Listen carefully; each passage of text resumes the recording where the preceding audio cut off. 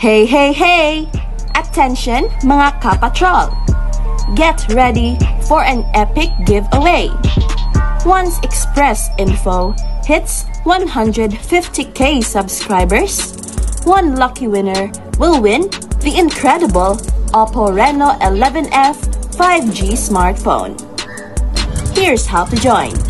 Step 1. Subscribe to Express Info right now. Step 2. Like this video. Then step 3. Comment anything good and positive about our idol Kai Sotto. Super easy. Just subscribe, like, and comment. Marami nang naiinip sa kasasabi natin dito mga kapatrol na makapasok pa rin si Kai Sotto sa NBA. Parang late na kasi si Kai ng contest sa kanyang NBA dream. Supposed to be ay 2 years nang nakapaglaro si Kai, pero luck did not smile on him. So ano nga ba ang totoo? Well, ang totoo ay nagkaroon ng choice ang mga NBA teams kung ano ang kanilang pipiliin. Ang napakalaking potential ni Kai Sotto over his weaknesses. Pero sad to note na mukhang ang pinili ng mga NBA teams ay ang mga weaknesses ni Kai and they neglect the big potential ng ating idol. Perhaps gusto ng mga NBA teams na makasiguro kay Kai at hindi mag-rely sa kanyang potential na merong malaking risk. Pero ang importante ay merong nakikitang solusyon ang kampo ni Kai upang masigurong makakapasok pa rin siya sa NBA. Very simple lang. Kukunin muna ni Kai ang kanyang full potential and that's the time siguradong pag-aagawan na siya ng mga NBA teams in the near future. Simula nung lumipat si Kai sa Yokohama B. Corsairs, ay doon nagsimula ang solusyon ni Kai. Malaking bagay ang pagkuha niya ng isang expert personal conditioning coach na nasa kanyang gilid day in and day out, making sure na lahat ng ginagawa ni Kai ay tama towards his NBA dream. At nakikita ng lahat ang resulta in an instant. Lumalakas na si Kai at bumibilis pa ng maigi at higit sa lahat, na-corrected na ang kanyang lack of stamina. Ang pagkuha ng isang personal strength and conditioning coach ang solusyon na nakita ng kampo ni Kai to make sure na makaabot siya sa NBA. Katulad rin ni Manny Pacquiao before, sa kanyang success ay malaking role ang ginampanan ng kanyang strength and conditioning coaches na sina Justin Fortune at Alex Ariza, dalawang experts pagdating sa larangan ng sports.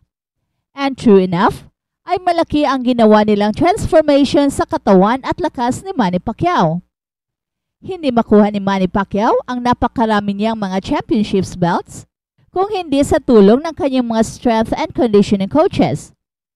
While it is important na merong skills, pero nag-evolve na kasi ngayon ang mundo ng sports na kung saan very scientific na ang approach to get into one's full potential.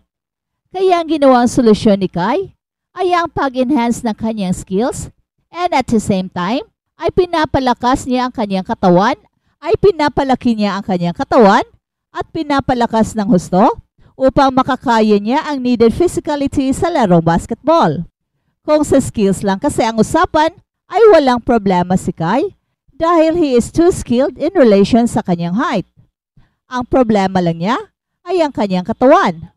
Nahihirapan si Kai against stronger players at mga faster opponents. Nahihirapan rin siya kapag mahabang panahon na siyang nasa loob ng court, kaya lahat ng mga ito ay ina-address ni Melantin and hopefully next year ay lahat ng weaknesses ni Kai physically ay masolusyonan na lahat. And shout out at Mitsubishi Agent Colson, NBA kung ayaw nila diwag. Maglaro ka lang dyan international Kai at palakasin gilas, okay na yun. Shout out at Fayat, hamak mas magaling pa si Kai dito kina Jack Eddy in skills and professional experience, bulag lang talaga or prejudice yung mga NBA.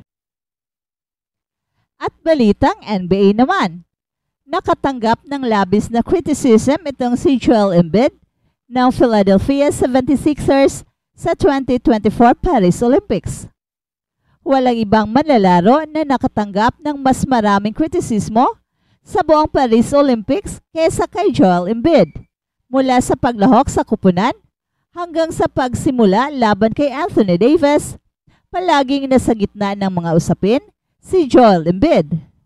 Lalo na mula kay Gilbert Arenas, isang 3 times NBA All-Star.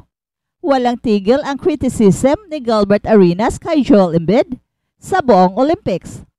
Sa isang pagkakataon, ang dating guard ng Memphis Grizzlies ay naglunsad pa ng rant laban kay Joel Embiid nang halos matalo ang Team USA sa South Sudan sa isang exhibition game. Ang mga pahayag ni Gilbert Arenas ay isang bagong mababang antas para sa kanya. Ngunit pagdating ng August, ganap na nagbago ang tono ni Gilbert para kay Joel Embiid matapos ang clutch performance ng big man laban sa Team Serbia sa Olympic Men's Semifinals. Sa katunayan, hindi lang niya binago ang kanyang tono, kundi nag-sorry pa siya kay Joel Embiid. Embiid, everything I've done, said brother, I am sorry. I am Team Embiid now. I'm gonna fight you if you say anything bad about Embiid. Yan ang sabi ni Arenas sa On the Hills Arena Show.